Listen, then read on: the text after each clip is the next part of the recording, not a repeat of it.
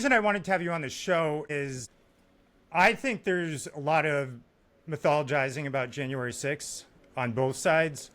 Sure. And I feel like a lot of what happened is filtered through very closed media spaces. And I think that the mainstream corporate media has a very specific narrative that they follow on this. What actually really interests me more than January 6th itself is how this was all processed through the justice system, which I think Yes. didn't get a lot of the scrutiny. And I think that allowed a lot of dangerous precedents, and there's a sort of prosecutorial overreach that I think a lot of Americans should be worried about. A lot of people who are on the center left and maybe even centrists themselves, there's not a lot of sympathy for the January 6th protesters.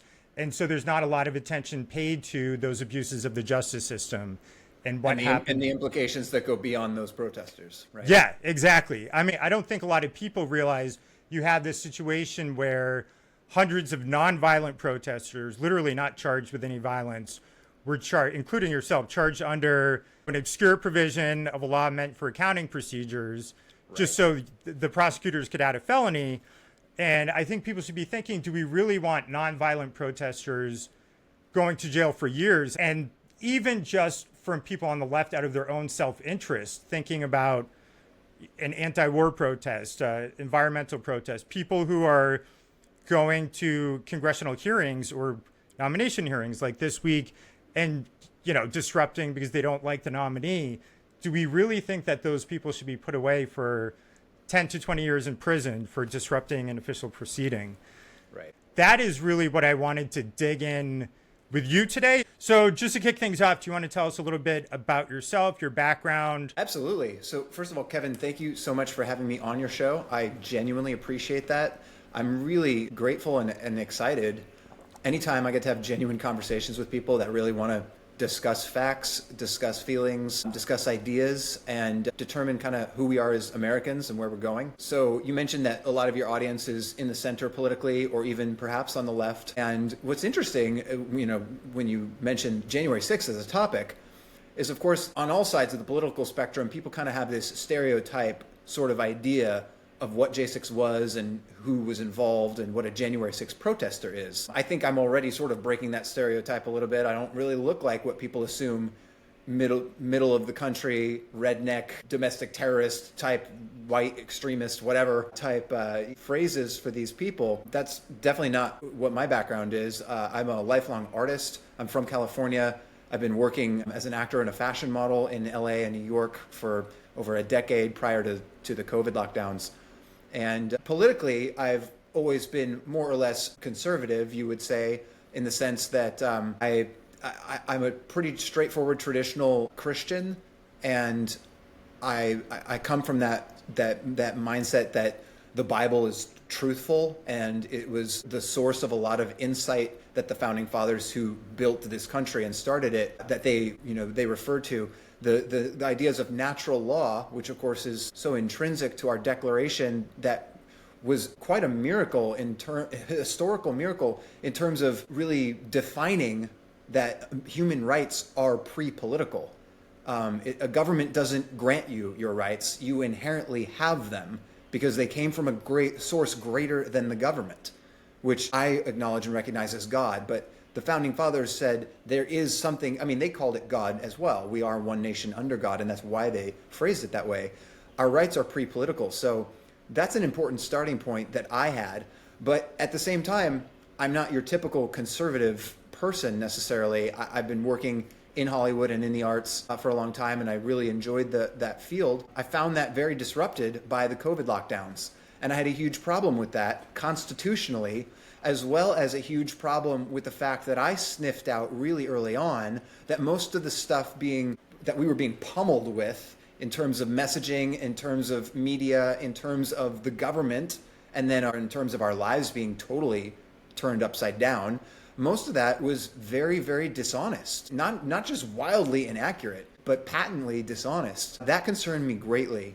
So I resisted that. I started working in my own capacity just as an activist, as a citizen. I helped to start the Beverly Hills Freedom Rally in Los Angeles. It blew up huge. We had tens of thousands of people coming through downtown Beverly Hills in support of basic constitutional freedoms against lockdowns. And that also, of course, coincided with the 2020 re-election of President Trump at that time.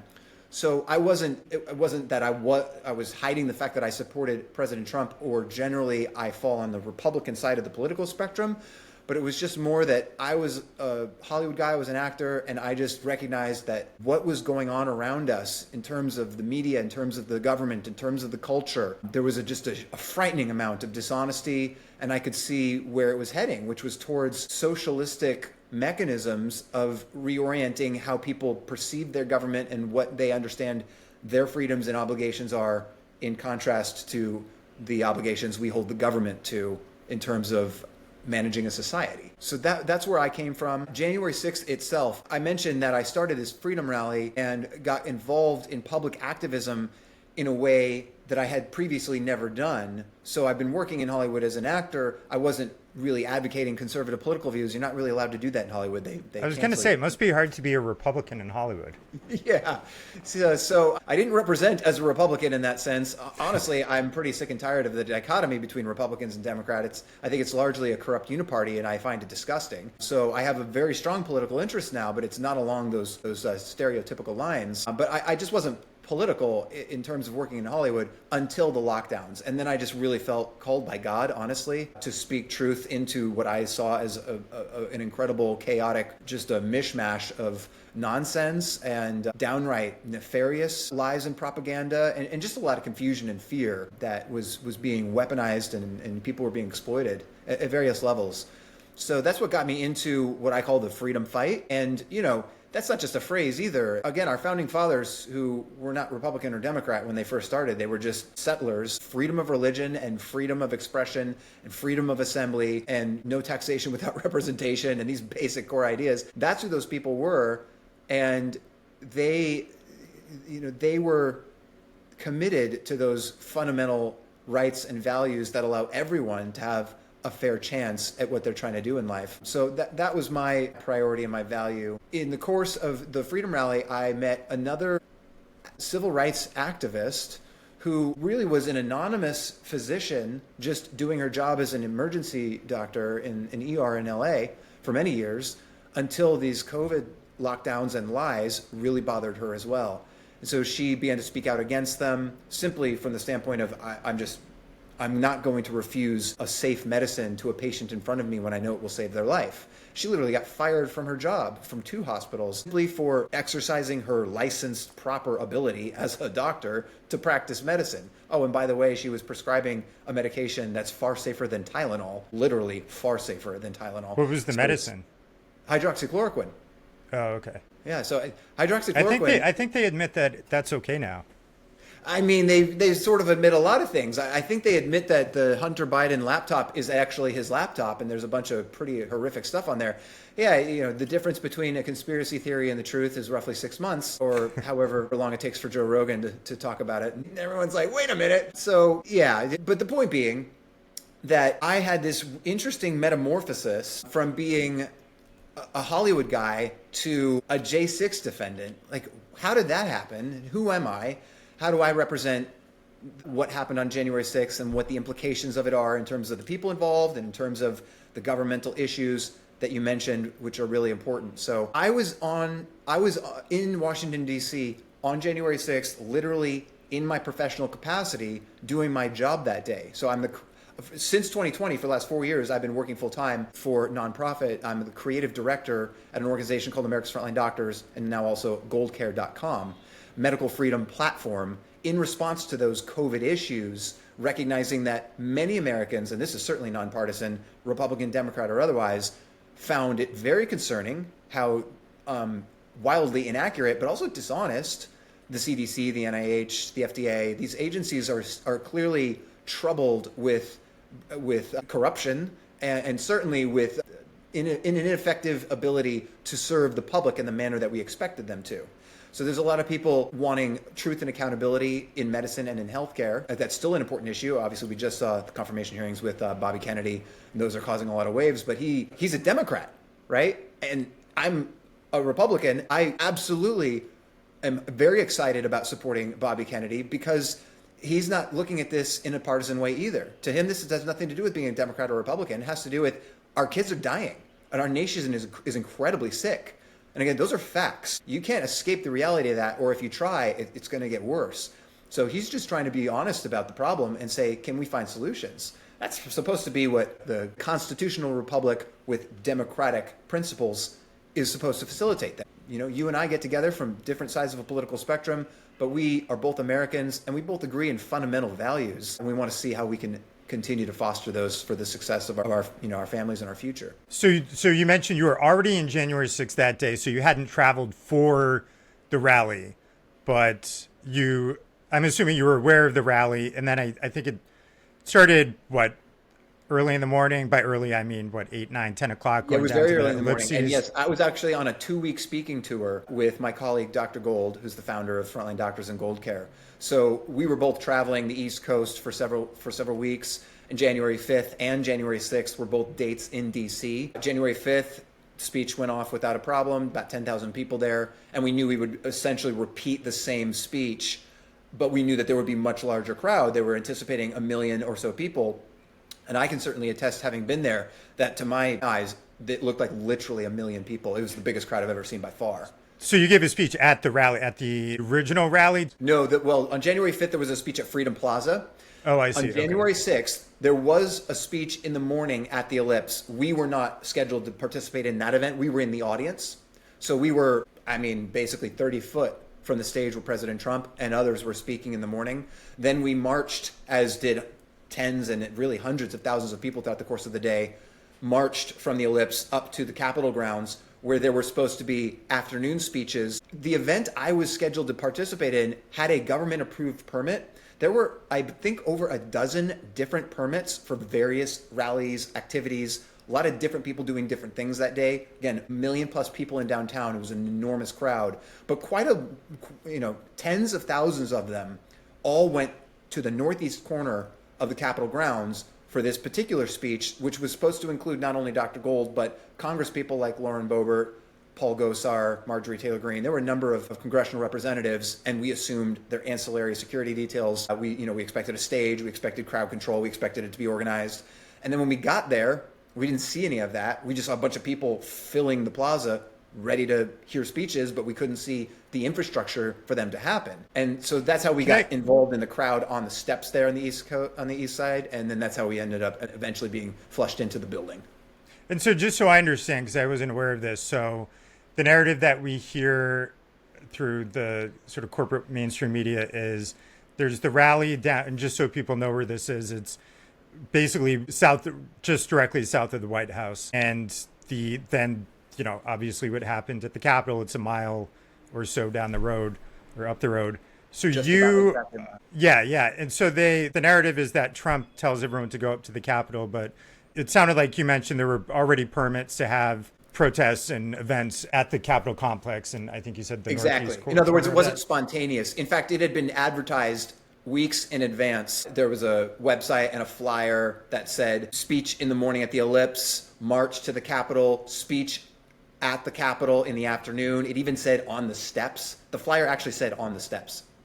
So now, technically, the permit for the event wasn't on the steps itself. Yeah, I was going to say it would be weird if because full Congress session, I can't imagine that they would allow a permit for a protest. I'm not saying that technically there was a permit for the steps, but the flyer, widely publicized to the internet and the whole world for weeks and weeks before the day, said on the steps. So the idea was, we're gathering in D.C., we're having a speech in the morning at the Ellipse, a special sacred area, and then we're going to have an afternoon series of events on Capitol grounds itself, and between the two there's a march, in the sense of a political protest march, which is, of course, done all the time. And then it also, counter to the typical narrative that you mentioned, is that not only did Trump not incite the crowd to rush to the Capitol violently and attack the building, it was a scheduled peaceful march that people understood going in. They would start here, march there, and then continue with speeches, which had permits. But he also explicitly said in his speech to be peaceful, to respect law enforcement, and make sure there's no violence. It's recorded, he said it out loud, and then he reiterated it by publishing those statements to his social media. But the big tech entities erased it very quickly after he published those online, and then basically pretended like he never said that, and then tried to build this narrative that he incited violence when he actually didn't just not incite violence, he did the opposite.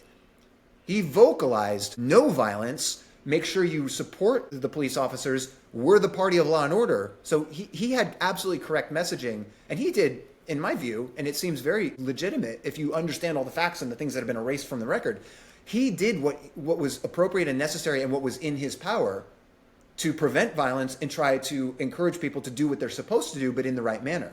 Also, yeah, I would say, just to be fair to the other side, I think some of the criticism that he gets is he had tweets when he was being asked to tweet that people should leave the Capitol complex.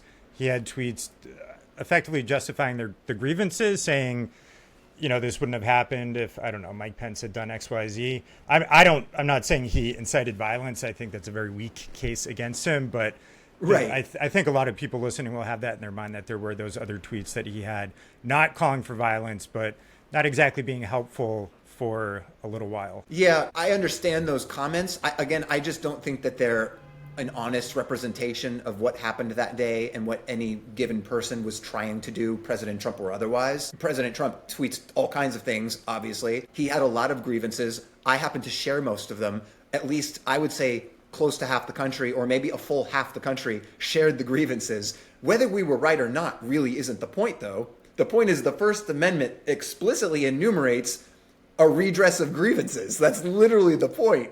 So if you're missing that, you're going to kind of miss what really matters here. But I also just think it should really disturb people and concern them much more that President Trump did authorize National Guard and say, we need some serious boots on the ground because we're getting intelligence, which the FBI was a part of facilitate or obtaining intelligence to say, we have potential threats, we have concerns about this or that happening. And then, of course, you would say, well, then let's be prepared. So let's have a good body of bodies there. 10,000 National Guard.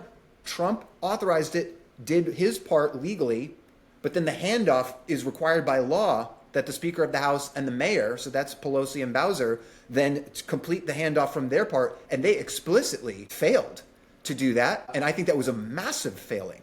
And there are many failings, certainly of the government, and also failings of citizens that all combined to create what ended up being, of course, a tragic and at times a violent event on January 6th, which none of us wanted to happen. But I'm very concerned about the government misconduct and malfeasance, because that's much more dangerous than any given individual on a given day.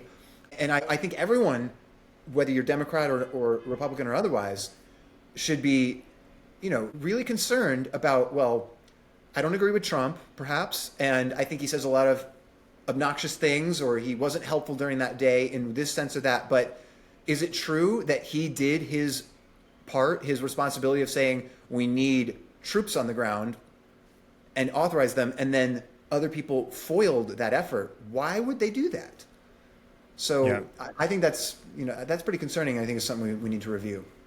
And so what happened when you got up to the Hill? So you go up to Capitol Hill for this other or sort of expanded protest or event or whatever, and there's a lot of people had gone from the Ellipse up to the Hill.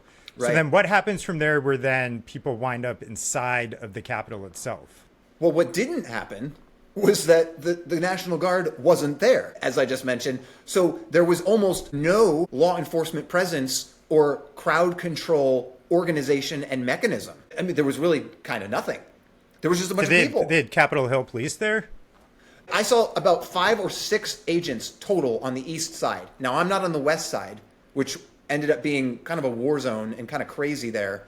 A lot more law enforcement presence there. There was also a lot of insurgent activity with masked individuals that I don't know have ever been identified or charged. A lot of crazy stuff. On the east side, prior to when I got there, I think Mike Pence's motorcade came in and then departed.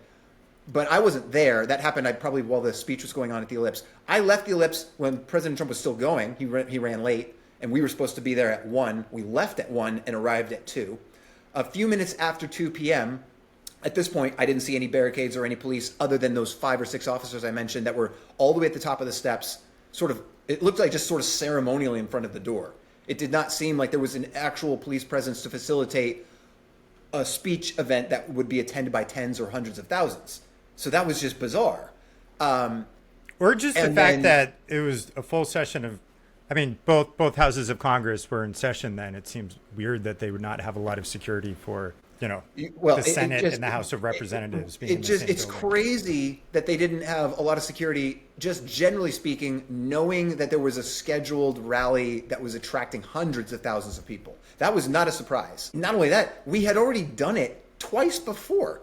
There was a big rally in November and another one in December. January was the third kind of consecutively that we're building up. And I believe the police department estimates of the crowd size for the December rally were between 4,000 and 8,000 people. So the police estimated we had exceeded 500,000 people in that December rally.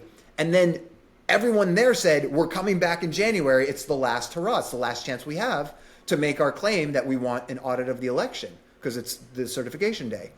So they knew at least roughly 500,000 or more were coming. You can't just have 6 cops on the steps. That's insane, obviously. Major breakdown there. But again, it was a confusing moment when it happened. We were looking for a stage or some way to do a speech.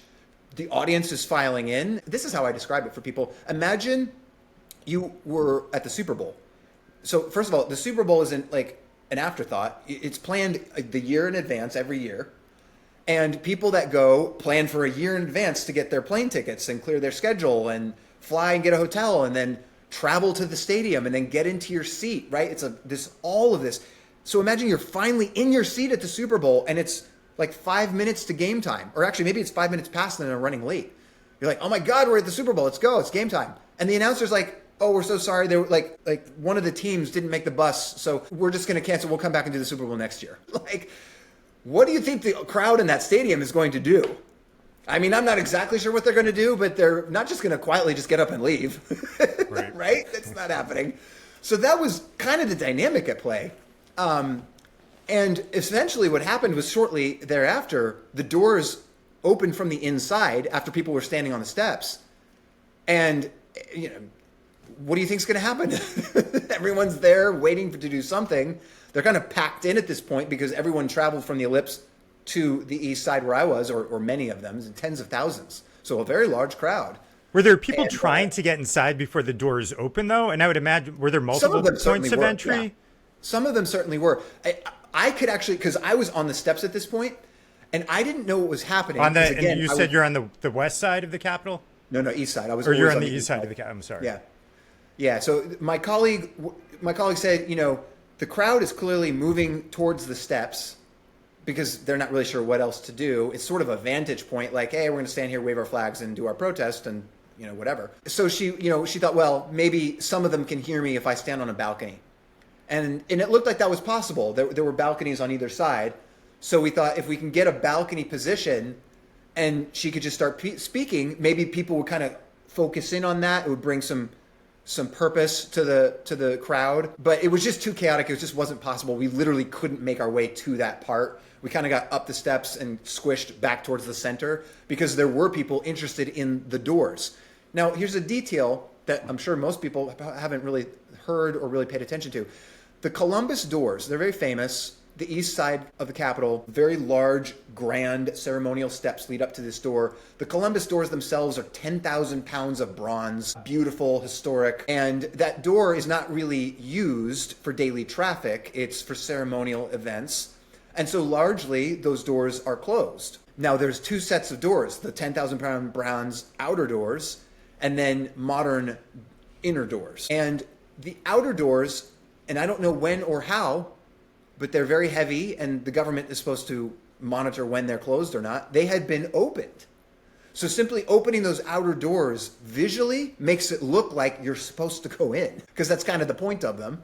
Or at least like someone's coming in or going out. So there were definitely people on the steps looking inside so there's glass windows on the inner doors. The bronze outer doors had been opened. Now you can see the inner doors with glass windows, and you can somewhat see through the windows You can't see clearly, but you could see that there were people inside. So I'm standing on the steps, kind of squished at this point. It's like a mosh pit. I literally couldn't have escaped it if I wanted to at that point. I was kind of wishing I could get out. Once we had gotten up to the steps, tried to get to the balcony, wasn't going to work. And then I was thinking, okay, this is a whole lot of people smashed up on the steps. And apparently the speeches aren't happening, and I don't know why.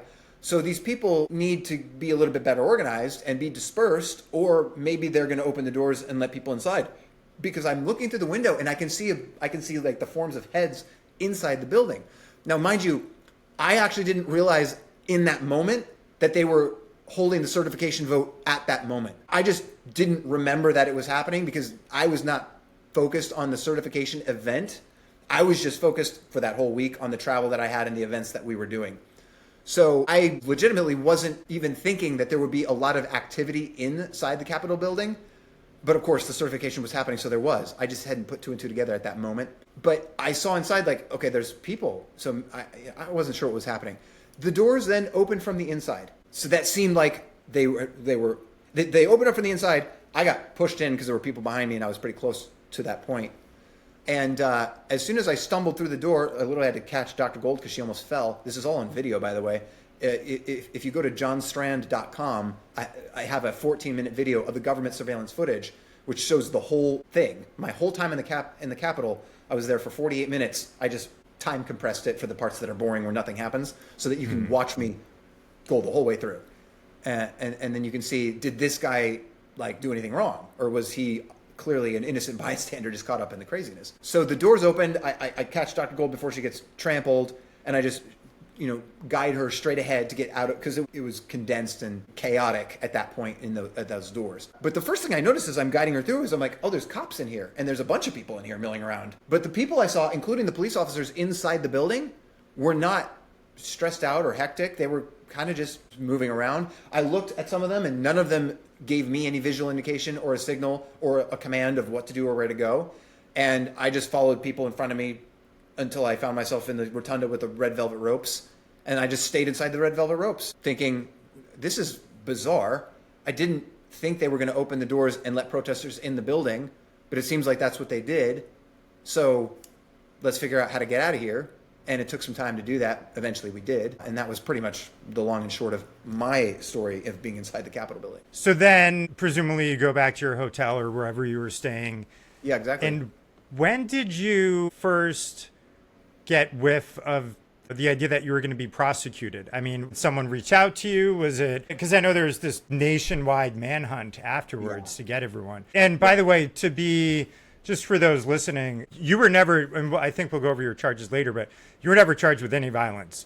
So as you tell this story of going in and out, even if anyone is skeptical, people have skepticism about January 6th, there's never any charge of violence on your part. I know there's others who did have that, but the videos show the vast majority. That's correct. In my case, there were not charges of violence. And I always encourage people to be really cautious about what I really think is a false dichotomy that's been presented between violent and nonviolent. So much of the violence is very fraudulent. It's dishonestly misrepresented. Some of it's just flat out lies. But there obviously is actual violence that did occur. It really matters that we understand the truth and the context, and also that we're considering each individual's behavior on their own merit. Because again, that's a sacred value that we all share, that you're judged on your conduct, not by a group. And that was obliterated with January 6th, which is really terrible. But I didn't have violent charges. You asked me a question, I'm sorry, about... So you go back to wherever you're staying, and then you flew back to LA or something? And how did you find out you were going to be charged? We actually stood on the steps after exiting the building for almost an hour, just chit-chatting with random strangers who were all there, kind of recounting what had happened over the course of the whole day. Remember, we started at 7 or 8 in the morning. Most of it was peaceful and really enjoyable, actually. And then those couple of hours got crazy, and it was very bizarre and concerning. But from my personal viewpoint, I didn't actually observe violent conflict of people hitting each other or anything like that. I didn't observe vandalism. I did see one guy try to break a window briefly, but that's the extent of any that was unlawful. He shouldn't have done that, of course. That's the only thing I personally observed like that. Mostly I was just caught up in a crazy crowd and then suddenly was in the building, sort of eerily like a high school field trip flashback Like, I'm in the Capitol. This is so crazy. And the whole thing was just weird. But then I got out and it was like, oh, okay, well, I guess that that settled down. And we just talked on the steps and then went back to our hotel. And then the next day, of course, we're hearing media reports and it's getting more and more aggressive and bombastic and hyperbolic. And then someone sends me an FBI most wanted poster and I'm on it. I'm in the top row of the FBI's most wanted lineup of, FBI seeking information on violent incident at the Capitol. So that was somewhat of a clue, but honestly, I mean, we were hearing so much of this from mainstream media, which I don't trust at all anymore. They've lost a ton of credibility. So I kind of expect them to misrepresent things, especially when it's framed against Republicans and certainly anyone, connected with Trump. The mainstream media has no love lost for him, obviously. So I wasn't really sure how legitimately, the whole thing seemed insane to me. I was there, so I knew I didn't do anything violent, and most of the people around me didn't do anything violent. They were just caught in a crowd. But that FBI Most Wanted poster was bizarre. It did specifically say we're looking for information on anyone who committed violence. I mean, they had like 30 different cell phone snapshots of various people. I was in one of them, but I thought, okay, anyone, I mean, first of all, I'm somewhat recognizable, and so people might have been like, look at that guy, like Hollywood dude, what was he doing in the Capitol?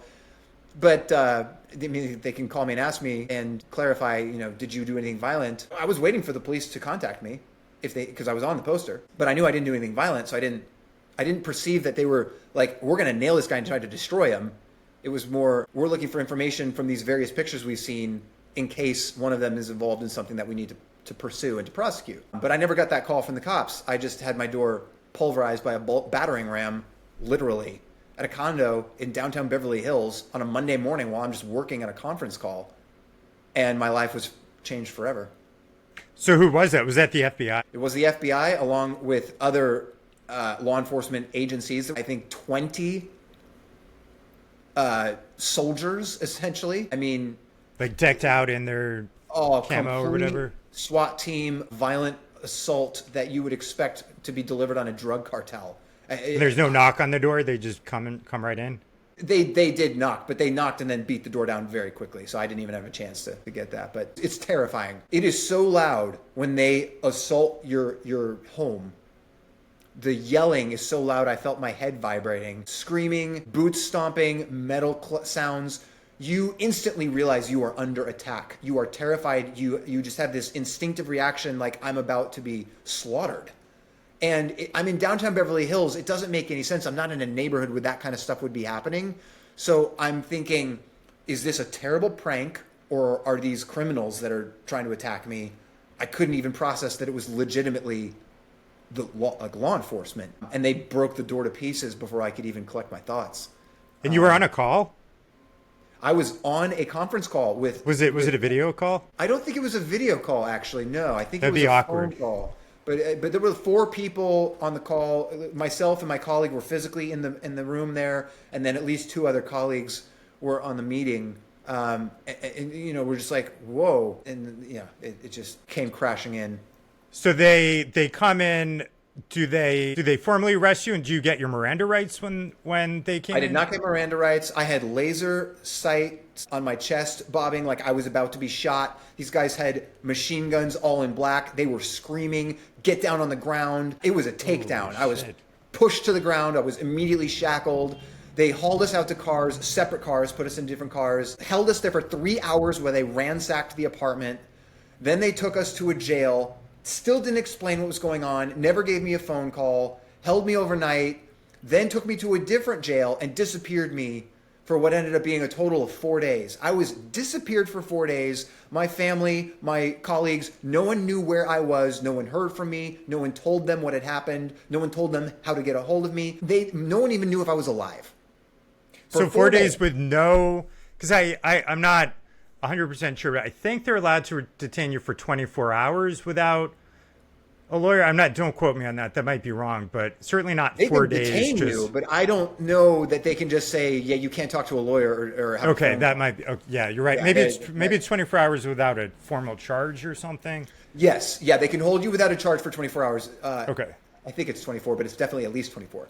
That is, but not 4 days of captivity with no lawyer, no. And you were never told in the 4 days what you were being charged with? No, I wasn't told anything. I What was were you told were you no. asking for an attorney? I feel like I'd just be screaming attorney. I kept I just want an asking for a attorney. phone call, and the prison guards just said, "Oh, you have to talk to this other person to get a code to use the phone." I'm like, "Where's the other person?" No one ever came. Were you in, I, do you know if you were in Los Angeles or did they take you outside the city somewhere? I was in Los Angeles. Were you alone in your cell? Do you know if you were in like county lockup or is this a It was a special federal place for? facility. It was Los Angeles MDC, Metropolitan Detention Center. It's a federal holding facility. The FBI brought me there along with, who brought me there? I think it was the FBI actually. And yeah, held there. So I held for a total between two facilities of 4 days with no phone call and no other information. And there was a bang on the door at the end of the fourth day, like, pack up your shit. I was like, I don't have anything, but okay. Did they take your and then they dumped me shoelaces on and the all that street. stuff? They just literally, like, there you go. I had nothing to my name. I had to find out. I got someone to tell me who my public defender was that was assigned to me, and they had an office in downtown, so they figured out where that was, walked to the office, got a phone from them, and I found out that my colleague had used a private investigator to figure out where I was and force the government to process bail to bail me out. So then 4 days later, I got bailed out. My colleague picked me up. And then, we've been at war ever since for those 4 years, figuring out what in the heck just happened. Do you know if that was common for other January 6th protesters to get that kind of treatment? Yeah. In terms of I don't even want to call it an arrest because it was not a formal arrest, but having basically like your drug lord or your Osama bin Laden treatment. Yeah, no, sadly, it's very common. There are many, many, many instances documented of these really violent and really just horrific abuses of the fearsome power that we give our government in terms of weaponized SWAT teams, which you want to support those guys and you want to think that they're keeping your families and your communities safe when they actually assault drug lords, when they assault cartels and armed militant terrorists.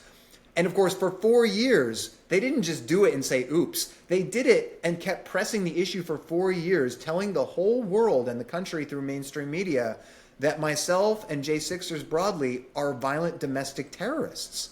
They don't just say it, by the way, either. They put us on government terrorist watch lists, which, by the way, that has very damaging effects. That causes pain to you in your life. You are discriminated against. You are precluded from participation in things. You are, like, someone just got killed, shot and killed after a day or two after the pardon. He was held in a traffic stop.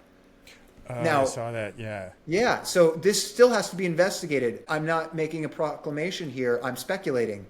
But I think it's legitimate speculation to ask, was he still on that terrorist watch list, which puts police in heightened alert and can often lead to violence that was not necessary? But there's many examples of how being on these terrorist lists, and I document some of them in my book, are used to persecute people. So the process is the punishment, is the saying, but it's very true. And the extent of it will shock you when you dig.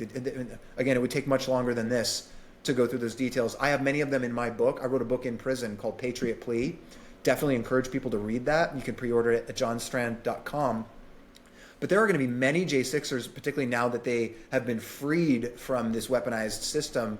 They've been given the license, the freedom to actually speak truthfully instead of being coerced by these fraudulent plea deals that were sledgehammered on them with this 20-year felony and so forth. Many of these people allegedly admitted guilt and pled guilty, and then but so much of that was fraudulent and built on a lot of lies and a lot of illegal, malicious behavior on the part of the DOJ, which we need to dig into that.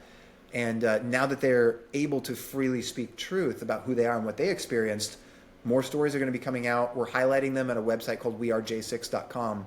It's really important for the American public to hear these stories and realize the truth of what happened. Again, it's nonpartisan. This really doesn't have anything to do with if you're a Trump supporter or even if there's an allegation that someone is violent or assaulted a police officer. We never condone violence, and we certainly don't condone assaulting police officers. That is terrible. We condemn that, absolutely. But what we also condemn are lies and propaganda, especially if the government is fabricating and weaponizing lies and propaganda against citizens. Then that's fascism. That is what fascism is. And what we are seeing is the legalization of fascism in America right now. in terms of what's happened under the Biden administration for the last 4 years. And that's why you're seeing President Trump come out so strongly in this new term with an executive order against government weaponization and a lot of the rhetoric that Trump and the America First movement has been using. I understand that from a Democrat Party perspective or the other side of the political spectrum, there's different views of that rhetoric. But the rhetoric comes from a place of addressing some really tangible and troublesome issues, some of which personally affected me, devastated my life, honestly. And there are many more that have been devastated far worse than myself.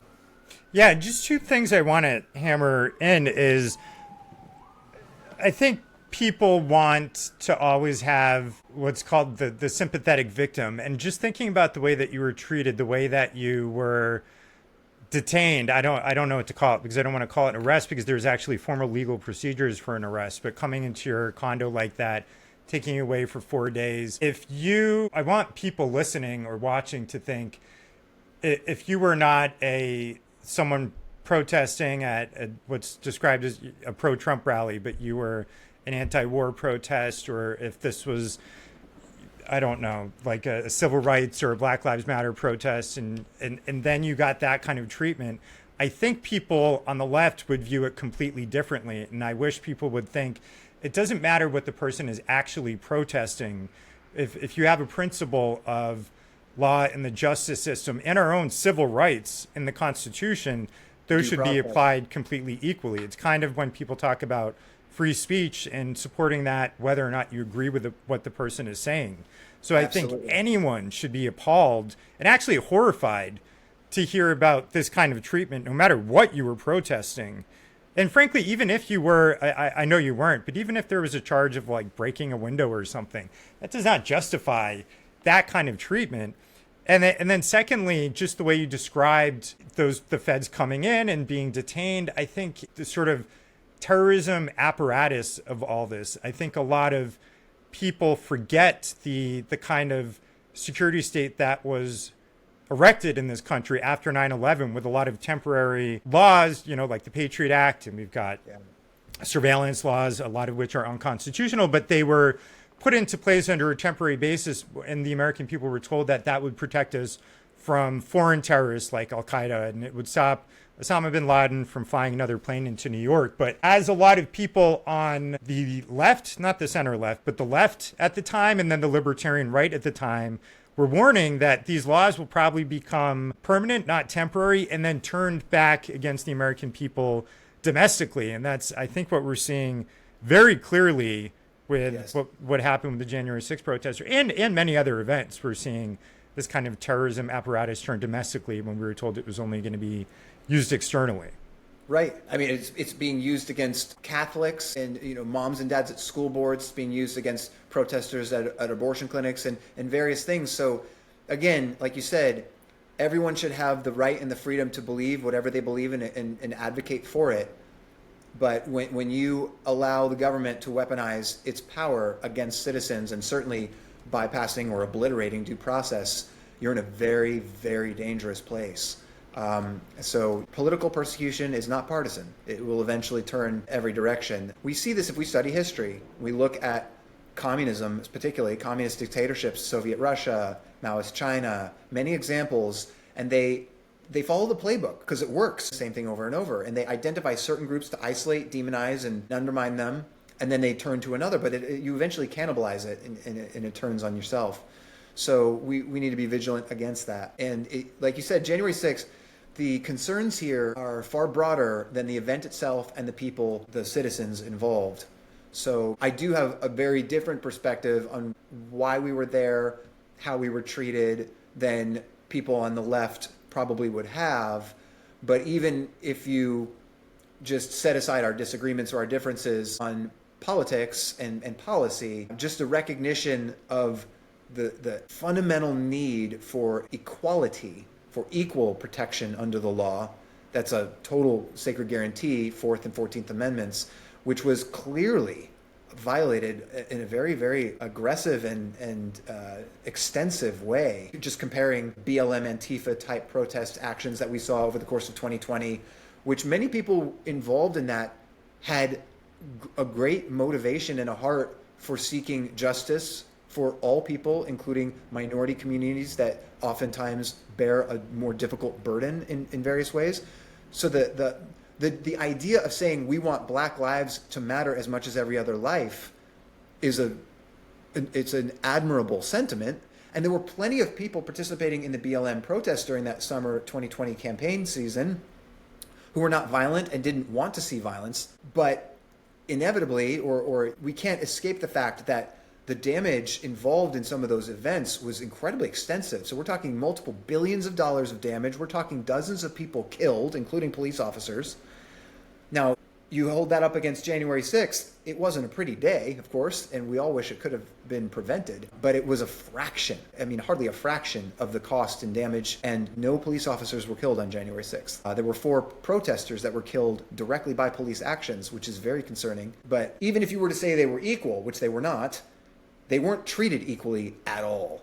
The treatment of January 6ers compared to most people involved in the BLM protests, and I'm specifically speaking of those that actually were involved in violence and damage. Again, many people participated with absolutely noble intentions and weren't involved in anything illegal at all, which is fine. But those who were involved in violence, damage, theft, destruction, etc., most of them were not even charged. And many that were charged, charges were frequently dropped. So they never entered the criminal prosecution system, the criminal justice system. Kamala Harris was famous for publicly supporting efforts to raise money to bond them out of jail if they were initially jailed. That was before they went to trial. None of that happened for J6ers, right? So it's really quite a stark contrast. And again, if you dig into the details of what actually happened on January 6th and why it happened, it becomes even more concerning. But just taking it kind of on a surface level, there's a clear double standard there. And that should concern everyone, because again, next time when we're protesting for the Black community or for any number of issues that the left is sensitive to, as they should be, we want to make sure that the law is applied equally, fairly, in an ethical manner, and that it is not weaponized by partisans to exploit people for, personal or political agendas. Yep. And it shouldn't matter what you were protesting when you're charged. And speaking of charges, so I want to talk about that aspect of your experience. So I had read that you were found guilty of 5 offenses. One of them was a felony. And I kind of want to put a pin in the felony because that's really want to get into that. The felony was obstruction of official proceeding, and then the rest were misdemeanors. Were you charged with anything that you were not found guilty of? Meaning, No. Okay. No. So this is what you were charged with, and you're in the DC court. Yeah. Okay. It was interesting. So I was arrested in January of 2021, and then had an arraignment within a month or so to get a sense of what am I actually being charged with. Okay, it's a 20-year felony, 4 misdemeanors. The felony is 1512. They call this obstruction of justice or obstruction of an official proceeding, but the actual title of 1512, which is the statute I was charged with, is tampering with a witness, victim, or informant, which is so bizarre. And then when you read the history of the actual law, it's even more bizarre because you realize they wrote it to prevent and criminalize someone who corruptly, knowing they're doing wrong and intending to subvert the criminal justice system from prosecuting bad actors, those who tamper with a witness to change what their testimony might be, or an informant, or affect evidence like documents. This was written specifically because after the Enron energy scandal, they had a third-party accounting firm that handled their documents, and they shredded some of the documents that the government later wanted for the trial. Now, I've read further about this case. I think the entire case is very concerning. I think it might be a sham, honestly, but we'll leave that aside. If you take it at face value that an accounting firm shredded documents corruptly, meaning they knew the documents would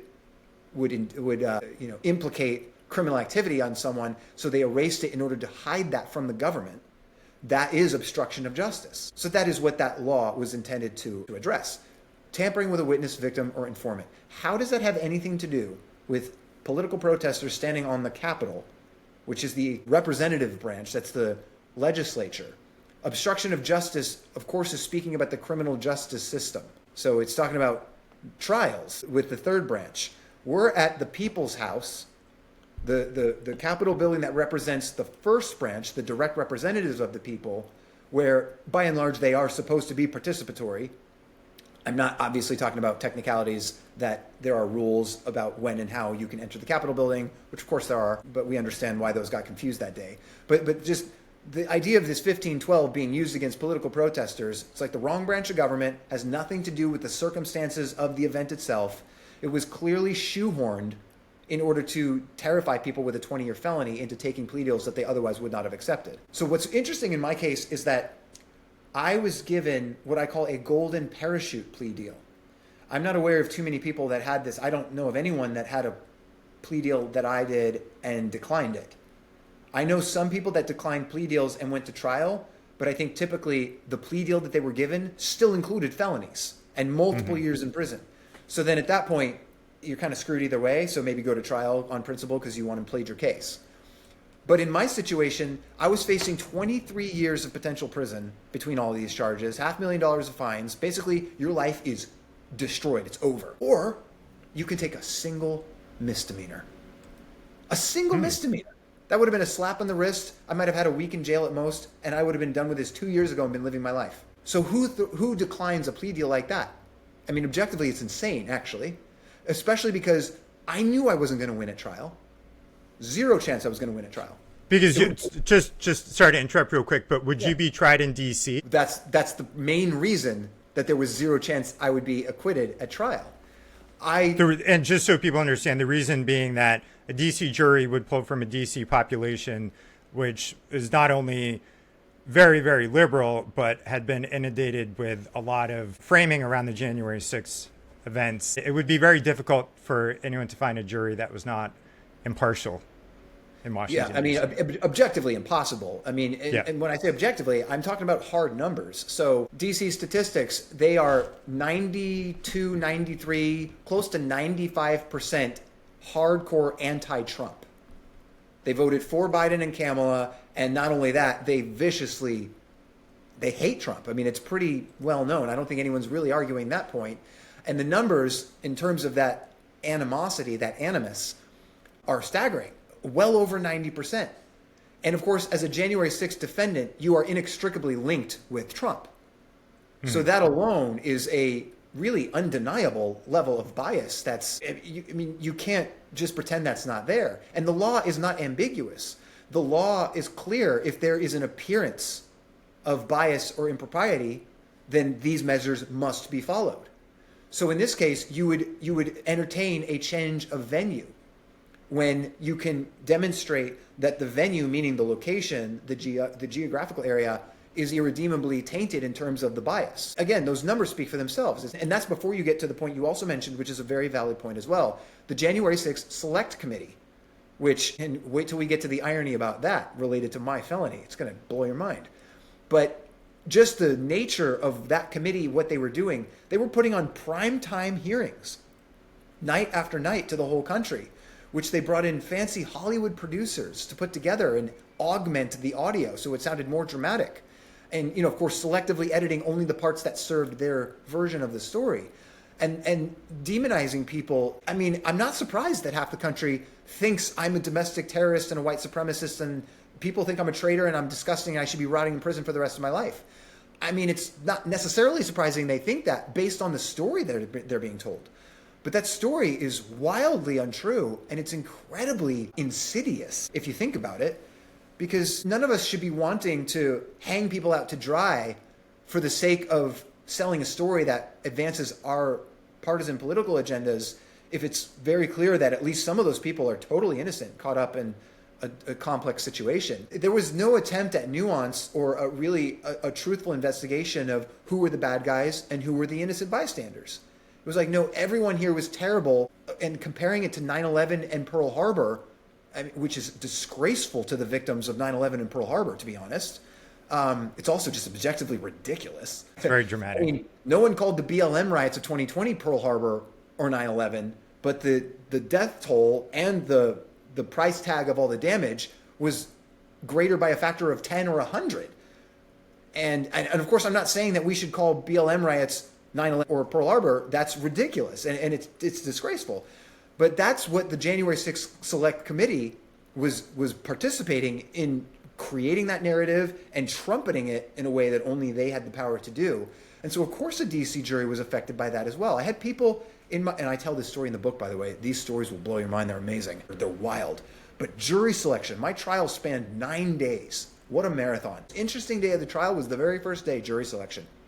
These jury selection stories are insane. And people were crying their eyes out. It felt like I was on set at a reality TV show where they were trying to recruit the extras and everyone wanted to be on the show. So they were emoting in such a way that they would get chosen for this. I'm sure some of them were genuine in their feelings, but it just What were they crying about? They were crying about the narrative that the January 6th Select Committee had built and created over a period of years. My trial was September 2022.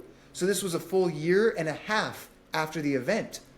And of course, this story has been dramatized and hyperbolized and weaponized in a manner we haven't seen in modern times for a year and a half.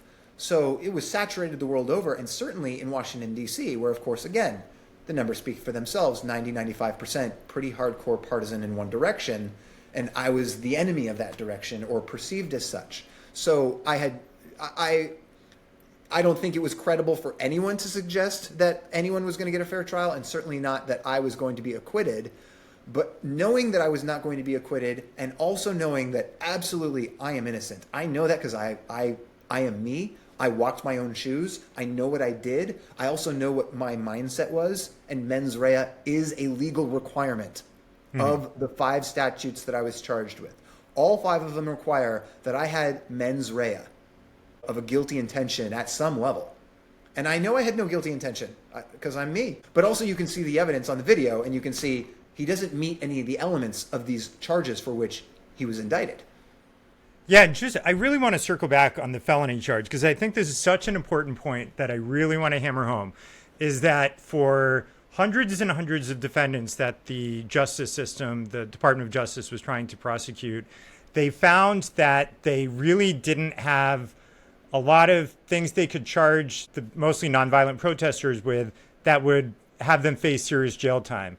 I mean, there are charges, and I think you had these misdemeanor charges of entering, remaining in restricted building, disorderly conduct in a restricted building, disorderly conduct in a Capitol building, picketing in a Capitol building. So these are all misdemeanor offenses, meaning they're very lesser charges, and you're probably not going to get jail time. If you get jail time, it's going to be very minor. And this is the situation that most January 6th defendants were in. It was not going to be a lot of jail time. And I would hope most people would agree with that, think that's justified, because sometimes people are at a protest, things get out of control, you break into the chancellor's office or whatever, and you are technically committing a misdemeanor or something like that. But I think that was a frustration of the Department of Justice that they could not put long prison sentences on. So they found this felony charge in a law called Sarbanes-Oxley. As you were explaining earlier, this was a law that was passed after the Enron scandal of 25 years ago, and it had to do with the accountants at Arthur Andersen were shredding documents, and the federal government, Congress, wanted to pass a law to kind of up the felony on that, having to do with obstruction of justice, obstruction of official proceeding. Again, the official proceeding, the intent of the law being, an investigation where accountants are shredding documents. And this was kind of picked out of this law and then used against yourself and hundreds of other January 6th defendants to take what would have been half a year to a year in jail, if that, and then get you a maximum sentence of 20 years in prison for a nonviolent protest where you entered a building that you shouldn't have entered. And I want to hammer home, I wish people would put themselves in the perspective of this being a different protest. If this was a protest where they are authorizing the invasion of Iraq 20 years ago, and you have some protesters who go in and, they wave signs around and they try to disrupt the vote or something like that. Or, as I mentioned at the top of this program, protesters in congressional hearings. You have this group Code Pink, who I have a lot of admiration for, being very anti-war myself, but they disrupt a lot of congressional hearings.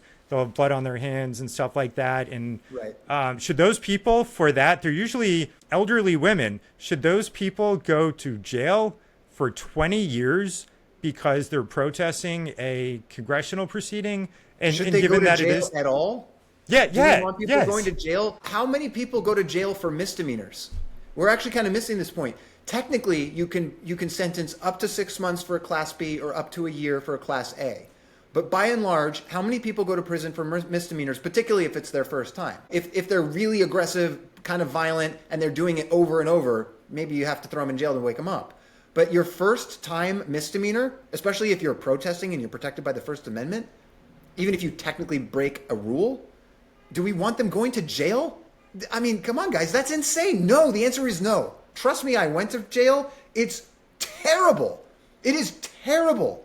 It's so terrible, I don't even want most real criminals in jail. I want them rehabilitated in a more sensible way that actually restores the victim and gives dignity back to the offender so that they can correct their behavior. I spent some time in prison and I can tell you it's terrible. It is not helping anyone, including the criminals. But if you are a political protester, even if you technically break a rule or even a window, don't break a window. I don't want you to do that. It's not cool. It's against the law and it should be. But no one should be going to prison for breaking a window during a political protest. Right. So you don't get the change of venue. You're tried. You're found guilty on all charges. And then what was your sentencing? The sentencing happened in June of 2023. So between the trial and the sentencing were almost over 6 months. And I was very vocal doing media speeches, continuing to travel the country, doing my work as the creative director at the organization. But I was also speaking prominently on the fraud of J6, these constitutional violations, etc. When I got to sentencing, my judge was so furious with me, particularly my criticism of the DC court system, which I, as I just explained to you, was not impartial. And he was furious. He literally acknowledged at sentencing that he was sentencing me more harshly because he was offended by my critique of the DC court system. So essentially he said, I'm throwing you in prison for years for the crime of criticizing the government, which is literally the textbook definition of fascism. It's insane, but he said that from the bench. So the abuse of the criminal justice system specifically, and just the general weaponization of government has gotten to a point that is so dangerous and problematic that no matter who you voted for or what political party you claim or what your opinions are, you should be deeply concerned. And the January 6th event, it provides a moment for us to have a real gut check with ourselves as a nation as to what we really believe and what we're willing to do to protect those beliefs for everyone, including different sides of the political spectrum, and how we reclaim some legitimacy, honesty, and transparency with our government, with our institutions, such that we can all trust in them together as a nation. Yeah, well said. And I know we're up on time, so I feel like I could keep going on and on, just Absolutely. so people know the We'd felony. be happy to come back another time with you. I've really appreciated the discourse. It's been fantastic. Yeah, that would be great. And so people know that the felony charges got overturned by the Supreme Court, and then Donald Trump pardoned January 6 protesters. You had already served your jail time, but did you accept that pardon? No, I didn't need to. I actually beat all the charges. I beat the felony at the Supreme Court, and then I beat the misdemeanors because the new DOJ vacated them, knowing that I was innocent and I should never have been charged in the first place. So I actually was legally exonerated of all 5 charges, which is actually a miracle, but it was the right result. And John, where can people find your book and find more information about your case? Absolutely. Patriot Plea is the name of the book, and you can pre-order that at johnstrand.com. So that's JOHNSTRAND, johnstrand.com. And of course, you can find me on X and social media at John Strand USA. Great. We will put that in the show notes. And John, thank you for coming on. Amazing. Kevin, I really appreciate it. God bless you for your authenticity and for just the great civil discourse. And let's absolutely do it again. Thanks to your listeners for considering, my story and the other side of what happened to J6ers. It's important. And let's continue to pursue liberty and justice for all, for everyone. Sounds good. Take care. Amazing. All right. Thank you so much.